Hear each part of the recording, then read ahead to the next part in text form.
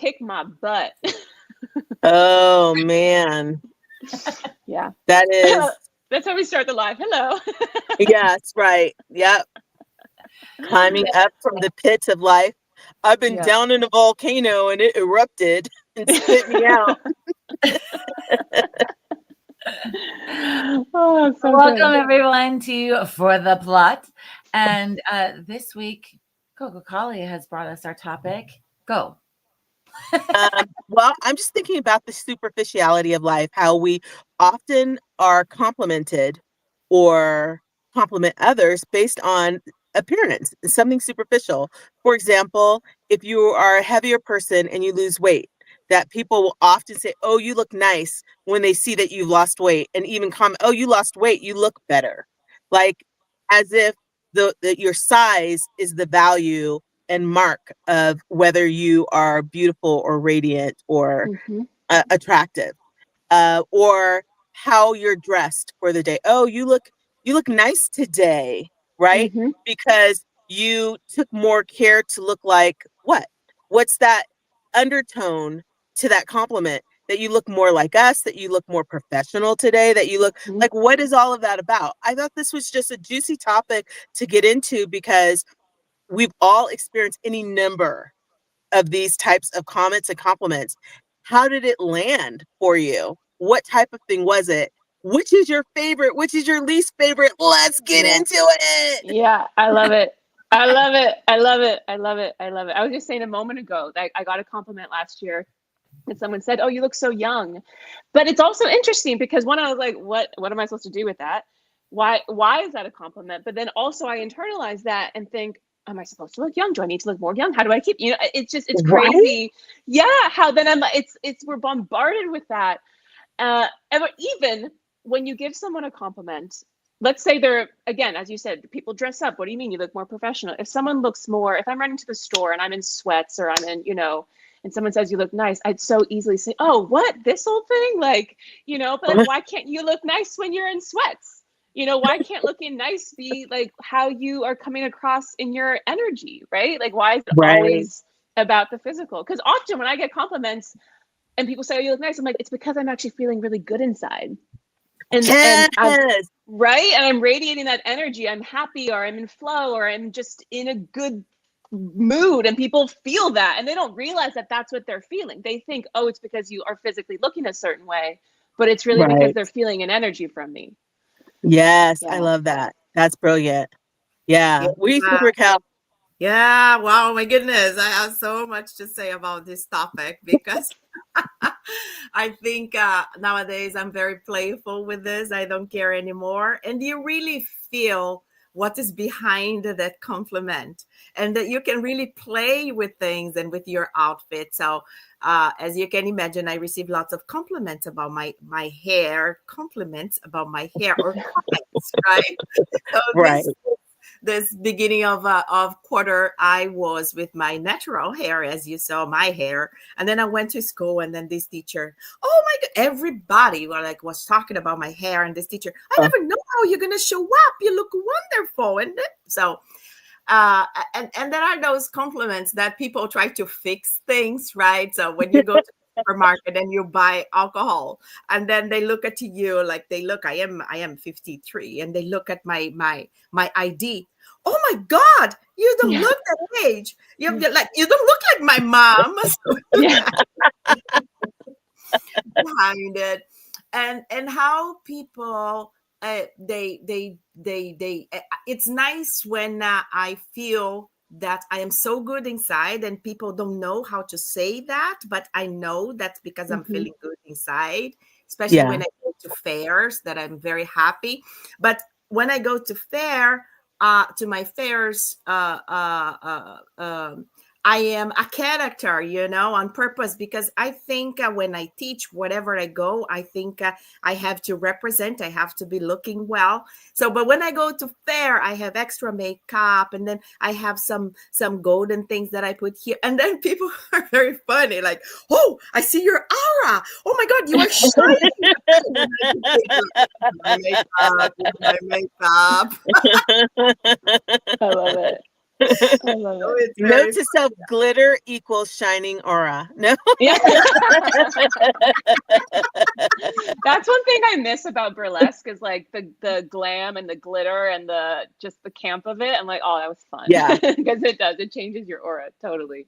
Totally. Totally. I love that Yeah. too, this idea that like I have always rebelled in a sense that you ought to be able to dress up for yourself. Mm-hmm. And then I forget going into public, like, oh yeah, people are going to react to this moment. And I need to be there for their reaction as much as I'm there for like all feeling myself, you know? It's just a thing. Anyways, how is all of this landing on you, Jessica? Well, I have a perspective.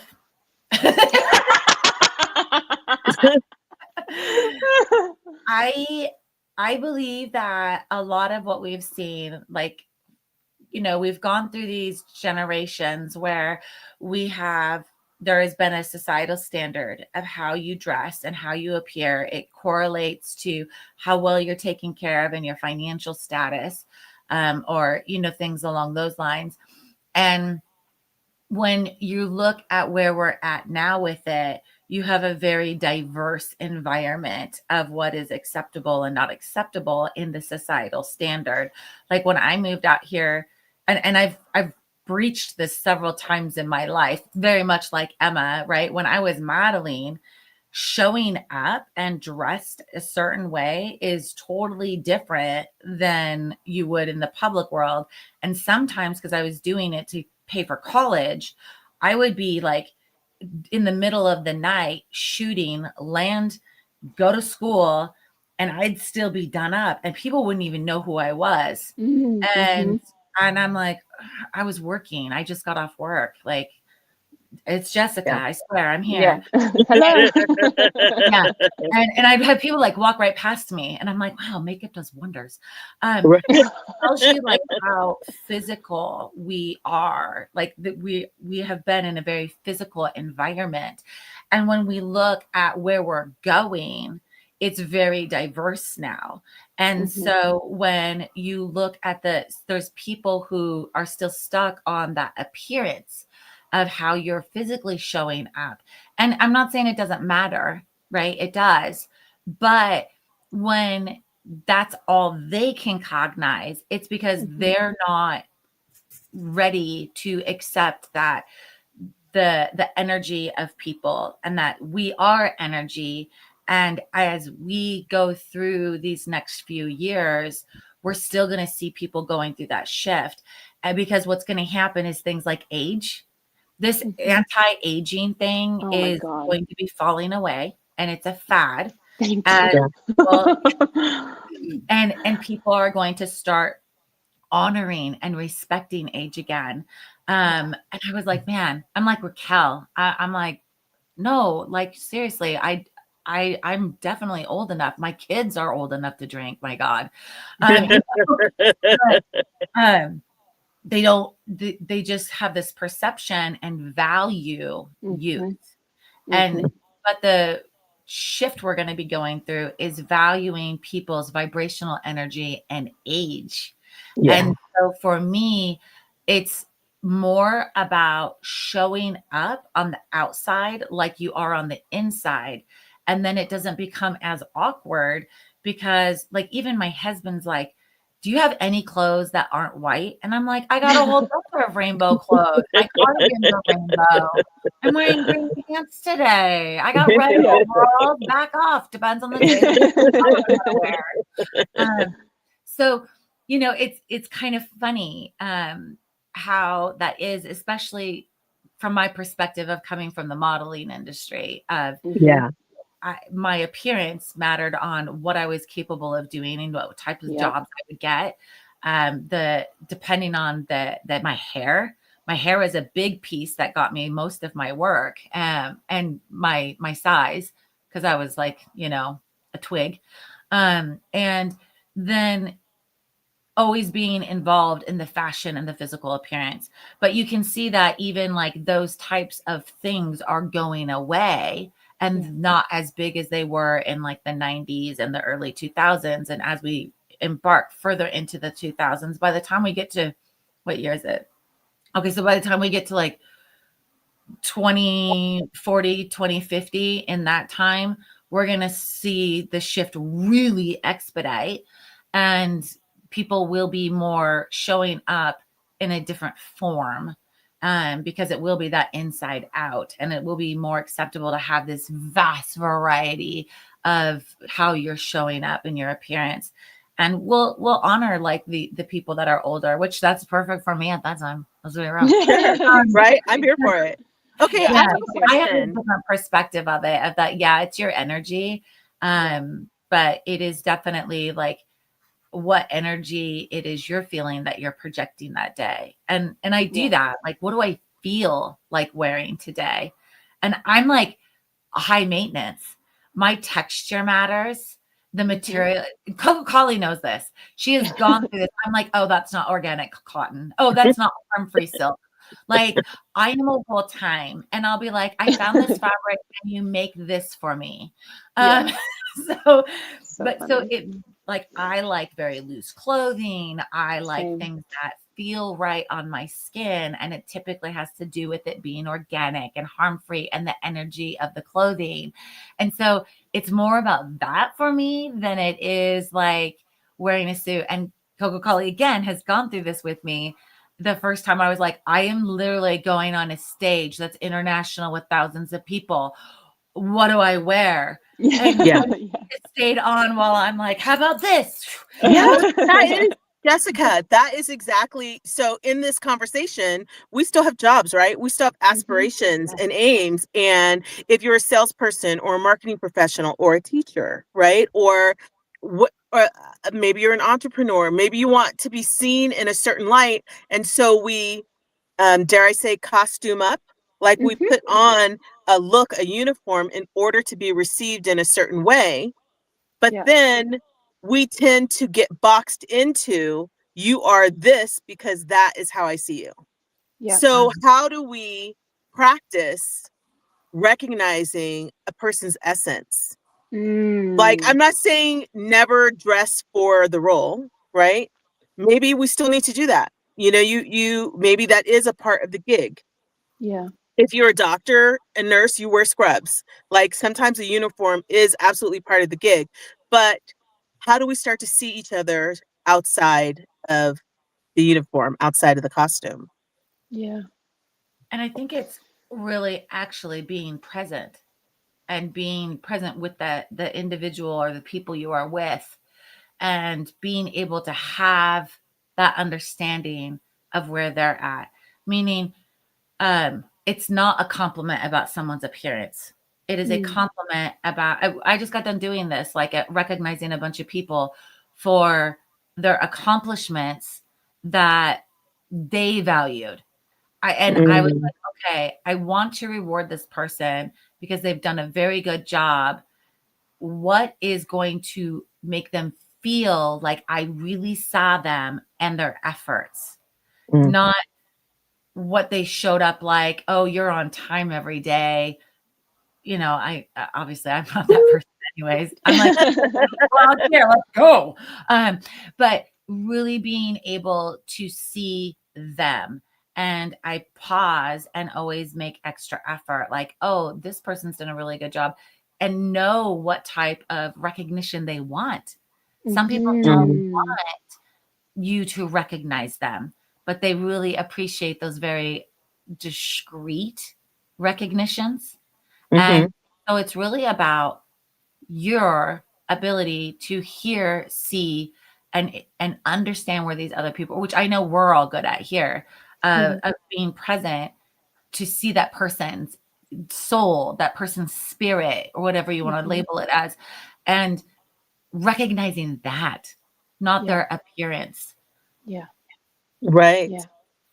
Yeah. What do you, go ahead, Emma, what are you thinking? I was just thinking too, what you were saying, how some people don't always want to be recognized, but I find a common theme that I help my clients with is also, and what I work on myself too, is also the ability to receive when someone does point something out, and let it land and let it affect you. And I bring it back to acting, because acting is literally just the art of receiving, listening and receiving what the other character is giving you, letting it affect you, responding.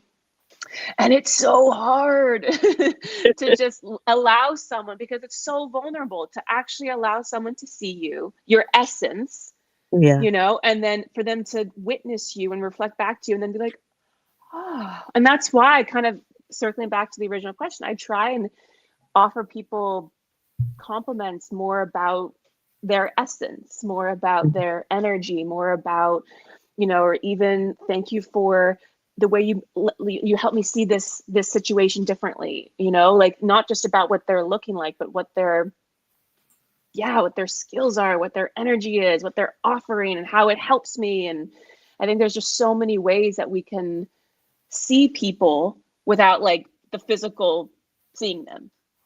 Right.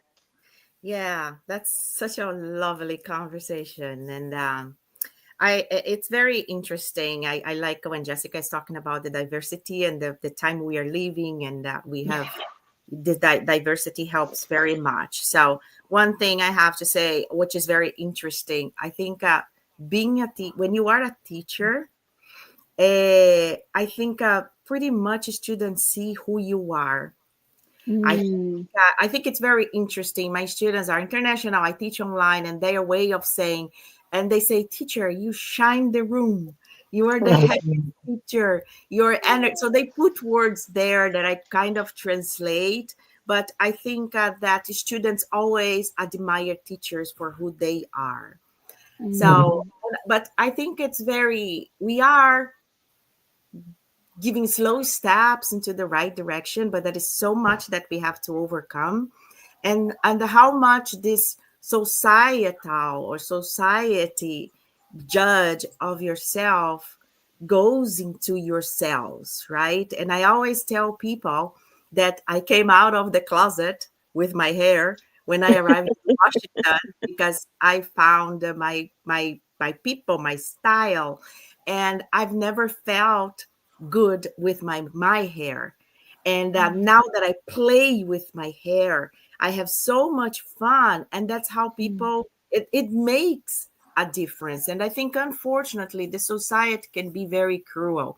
I'm going to mention something because I am totally shocked. I love Dancing with the Stars, and I watched that just to have my energy up. And the elimination last week was shocking. Everybody in the room was shocking. The lady was very nice. She's a little bit overweight, and she danced pretty well. She's so comfortable in her skin. And her coach, black coach, and she an overweight woman, and they were perfect. They were perfect. Their scores were great, and she was comfortable. And I think for the fact that she felt so comfortable how she is, and she was eliminated by the votes. For me, for everybody was shocked, like when they announced, because there were people who could not even dance, you know, like those Right. sure they're going to be eliminated, but society judged it. I truly believe my appearance, and she was eliminated, which for me shows that we have long ways to go. Yeah, it's almost like, how dare you for being comfortable in your skin? How dare you for going again? And that's one of the reasons why I love burlesque, because it was like every kind of body, age, race, gender, person, like, let's celebrate you. And that makes me really, I don't watch Dancing with the Stars, but that makes me angry. Yeah. That just makes me angry. You know, I strive this is my ongoing prayer, is to just be comfortable in my body. I was not raised to be comfortable in my body. And I was not raised around people who looked like me, who had bodies like me. So I've always felt that my body is wrong. But how can my body be wrong? It's my body. And so I understand this intellectually, but from a deep feeling place, this is an ongoing journey. And I think it relates to this conversation, because if I see you as your hair, if I see you as your size, if I see you as your makeup on or off, if I see you as you shaved your armpits or you didn't shave your armpits, you know, if I see you as hairy legs or not hairy legs, that says everything about me and nothing about you, because you're just showing up in your mood, in your state, dressed as you are, looking how you are, feeling how you are, whatever that is.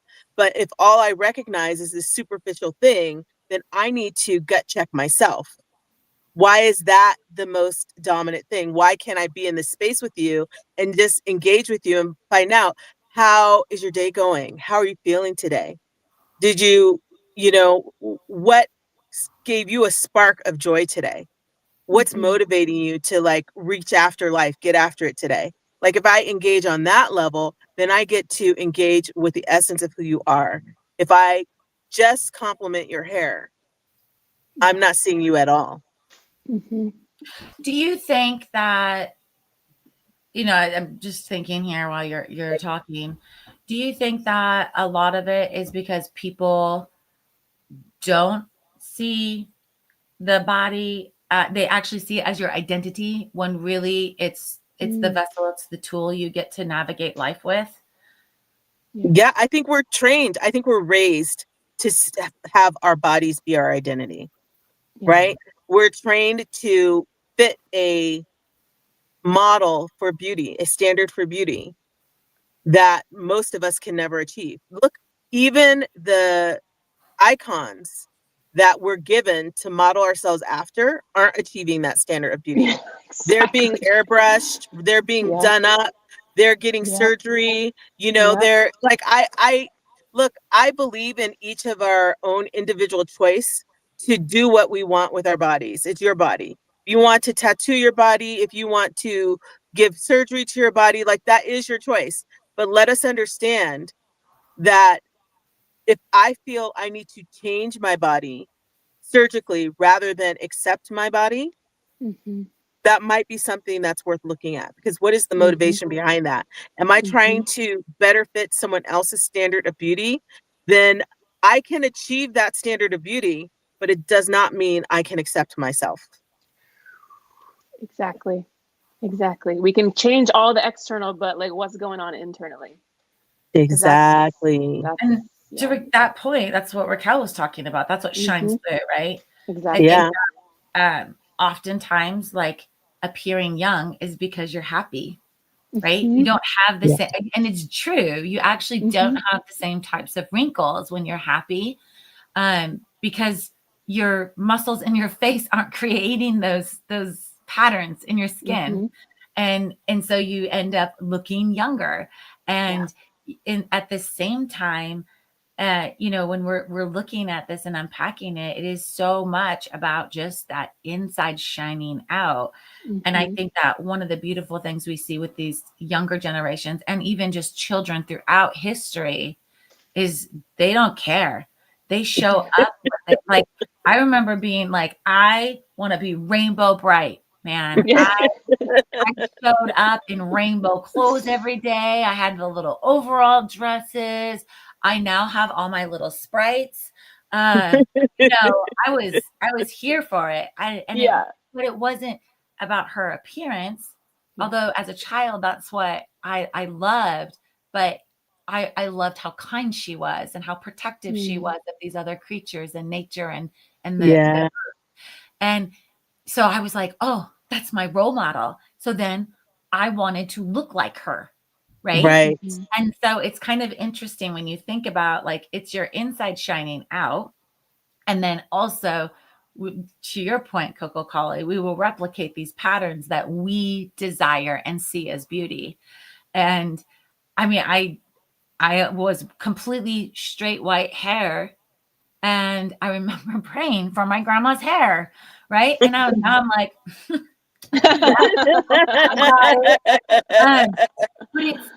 it's because, again, I admired how kind she was to the world and the lives she touched. And so that's what I wanted to mirror. And so I always did want to mirror people's physical appearance based off of their inside shining out. Beautiful.